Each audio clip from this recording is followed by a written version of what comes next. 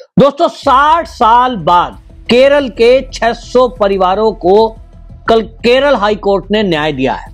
Kerala high court ने जो मुनम्बम भूमि थी, उस मुनम्बम की भूमि पर जो कब्जा वक्फ बोर्ड ने जताया था, उसको अवैध घोषित किया है केरल की हाई कोर्ट ने। केरल की हाई कोर्ट में 60 साल बाद यूं कहें लोगों को न्याय मिला है और केरल की हाई कोर्ट ने वक्फ बोर्ड को कड़ी फटकार लगाते हुए यह तक कह दिया कि जिस तरह से आप पिछले 60 साल से इस जमीन पर दावा कर रहे हैं, 600 परिवारों के जीवन को आपने बर्बाद करने का जो षड्यंत्र किया, यह सब फर्जी था। आपके पास जो दस्तावेज हैं वो केवल पेपर की आपने कुछ एक हिस्से की गिफ्ट डीड दिखाई है, जबकि दावा तब किया जा सकता है कि आप उसके मालिकाना अधिकार रखते हो, आपके पास रजिस्ट्री हो। तो वक्फ बोर्ड ने किस तरह से जमीन कब्जाई, किस तरह से 600 परिवारों को बेघर करने का एक षड्यंत्र किया, यह खुलासा हुआ है। और केरल हाई कोर्ट ने 60 साल बाद ही सही केरल के उन परिवारों को बड़ी राहत दी है जिनके ऊपर यह घर खाली करने की तलवार लटक रही थी। वक्फ बोर्ड दावा कर रहा था लगातार कि यह जमीन हमारी है, मकान खाली करो। ये सारे मामले में अब हाई कोर्ट ने इतनी तक टिप्पणी कर दी कि जिस तरह से तुमने इस जमीन पर दावा किया है, ऐसे तो कल को लाल किला और ताजमहल पर भी अपना दावा कर दोगे। तो क्या सभी जिस पर दावा किया जाए यह अपनी हो सकती है? असल में मामला यह मैं बताऊं आपको कि 2013 में जब कांग्रेस की केंद्र की सरकार को यह लग गया, मनमोहन सरकार को, कि अब वो सत्ता में वापसी नहीं कर सकते और इसलिए तुष्टीकरण करते हुए मुस्लिम वोट लेने के लिए उन्होंने वक्फ बोर्ड एक्ट में 2013 में परिवर्तन कर दिया।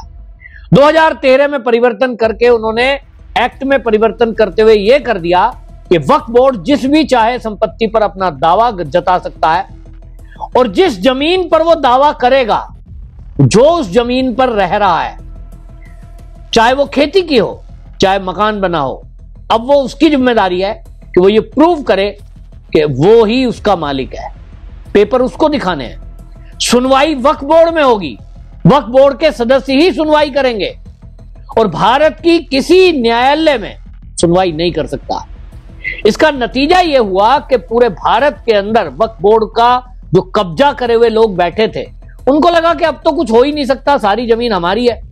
और यह भी लग रहा था कि अब जो ये 60 साल से केस लटका रखा था, इसमें भी मामला हमारा है, क्योंकि वक्फ बोर्ड में सुनवाई करनी है। और वक्फ बोर्ड ने तो घोषित कर दिया कि ये जो 600 परिवार रह रहे हैं खाली करके जाएं। आपको एक उदाहरण बताता हूं। अगर खाली दिल्ली की बात करें तो दिल्ली में 2013 तक आपको बताएं 18.3 लाख एकड़ जमीन वक्फ बोर्ड की थी।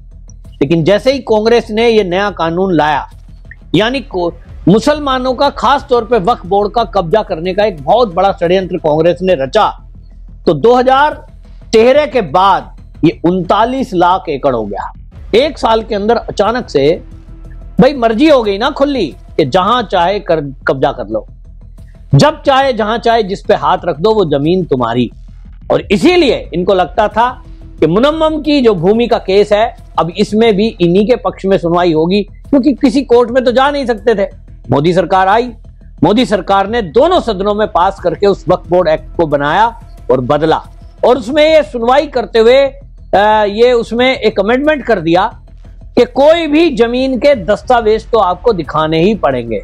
ऐसे नहीं चलेगा कि आप बिना दस्तावेज दिखाए ये कह दें कि साहब जमीन हमारी है और साहब ये तो जो है मुझे गिफ्ट में दी थी, किसी ने मुझे दान में दी थी। इस तरह की चीजें आप अगर घोषित कर दोगे, मुंह जबानी कुछ नहीं चलेगा।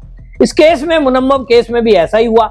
मुनम्मम केस की सुनवाई में जो ये खुलासा हुआ है, उसमें पता लगा कि ये जो है असल में जो जमीन पे दावा किया जा रहा है, ये कुल मिलाकर के 401.76 एकड़ जमीन थी मुनम्मम की, जो समुद्र के किनारे थी।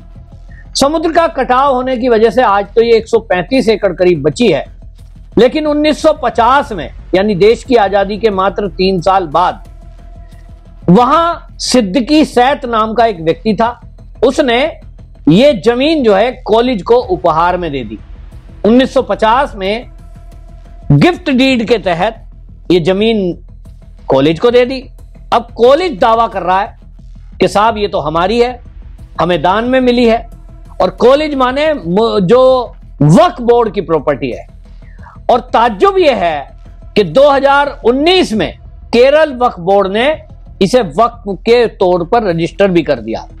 मोदी सरकार तब आ चुकी थी, लेकिन वक्फ बोर्ड का तब तक कुछ नहीं हो सकता था जब तक कि दोनों सदनों से पास होकर, राष्ट्रपति के हस्ताक्षर होकर नया कानून ना बन जाए। केरल के जो ये किसान थे, जो ये 600 परिवार थे, बाकायदा चर्च ने पत्र लिखा, क्योंकि इसमें क्रिश्चियन परिवार भी थे। कांग्रेस ने कभी भी उनकी मदद की कोशिश नहीं की। कांग्रेस को केवल क्रिश्चियनों का वोट चाहिए और बाकी कुछ नहीं। राहुल गांधी के पास भी गए थे, सोनिया गांधी से भी उन्होंने गुहार की थी, लेकिन कांग्रेस और सोनिया गांधी के समय में तो ये कानून ही बदला था। लेकिन अब मोदी सरकार आई, जिसको केरल में कोई क्रिश्चियन वोट नहीं देता, लेकिन मोदी जी जैसा कहते हैं कि हम वोट के लिए काम नहीं करते। ये परिवार मोदी जी से मिले, मोदी जी ने समस्या को समझा, और ये समझ में पहले से आ रहा था कि ये समस्या खाली केरल की नहीं है, पूरे देश के अंदर इसी तरह से वक्फ बोर्ड ने गरीब लोगों की जमीनों को कब्जाया हुआ है। पूरे देश में ये जो कब्जा है, अंदाजा इसी से लगाइए कि वक्फ बोर्ड के पास 8.7 लाख चल संपत्तियां हैं। 9,40,000 एकड़ जमीन उनके पास है, जिसका मूल्य अनुमानित 1.2 लाख करोड़ के करीब है। रेलवे और सशस्त्र बल के बाद सबसे ज्यादा जमीन वक्फ बोर्ड के पास है। और इसीलिए मोदी सरकार ने कानून में परिवर्तन करने का शुरुआत की, कानून विदों को इस काम में लगाया, जिसमें मुस्लिम कम्युनिटी के लोग भी शामिल थे। सबने मिलकर के जो ड्राफ्ट किया, उस पर बाकायदा संसद में चर्चा हुई, दोनों सदनों में। कांग्रेस, समाजवादी पार्टी, आम आदमी पार्टी, टीएमसी और वामपंथी दल भी इस नए अमेंडमेंट, यानी मोदी सरकार जो कानून में संशोधन कर रही थी, इसके विरोध में थे। इसका मतलब वो चाह रहे थे कि वक्फ बोर्ड का जो कब्जा है, वो कब्जा चलता रहे, गरीब आदमी सताया जाता रहे। और उसमें हर कम्युनिटी के लोग हैं, ऐसा नहीं खाली हिंदू की, नहीं, ज्यादातर जमीनें मुसलमानों की कब्जाई हुई, गरीब लोगों की। तो एप्लीकेशन आ रही थी, मोदी सरकार ने ऑनलाइन लोगों के विचार लिए, जिसमें मुस्लिम कम्युनिटी के ज्यादातर बड़ी संख्या में विचार और कंप्लेंट आई। आज की डेट में भी आप देखिए कि वक्फ बोर्ड को लेकर के कांग्रेस और वामपंथी दल विरोध कर रहे हैं मोदी का। वक्फ बोर्ड की जो ये नया कानून बनाया है, इसकी विरोध करने के कारण देखिए आपने किस तरह के धरने, प्रदर्शन और ये सब कराया गया। कई मौलाना मौलवी भी केंद्र सरकार को इसकी धमकी दे रहे हैं। कई शहर के कई हिस्सों में, देश में कई शहरों में धरने और प्रदर्शन भी हुए, लेकिन भारतीय जनता पार्टी शासित राज्यों में ये कुछ कर नहीं पाए। और अपने जहां इनकी सरकारें हैं, कांग्रेस की सरकार है, जहां टीएमसी की सरकार है, आपकी सरकार पंजाब में है, वहां तो ये करेंगे ही नहीं। लेकिन अब केरल के हाई कोर्ट का जो फैसला आया है, उसने कम से कम एक नई बहस को जन्म तो दिया ही है कि किस तरह से गरीब लोगों के मकानों पर, जमीनों पर, खेती की जमीनों पर कब्जा करके वक्फ बोर्ड बैठा था। उसमें उनके पास केवल गिफ्ट डीड थी, किसी ने दे दी, किसी को दे दी। कुछ जो रह रहे हैं उनको पता भी नहीं, क्योंकि वो लोग तब भी रह रहे थे, उनके पूर्वज रह रहे थे वहां। आज उनकी दूसरी और तीसरी पीढ़ी वहां पर है, और इसलिए वो कह रहे हैं कि हमें तो पता ही नहीं, खेती हम कर रहे हैं, कब्जा हमारा, घर हमारा। कोई किसी को गिफ्ट दे देता है वक्फ बोर्ड को, बाद में पता लगता है तो वक्फ की हो गई।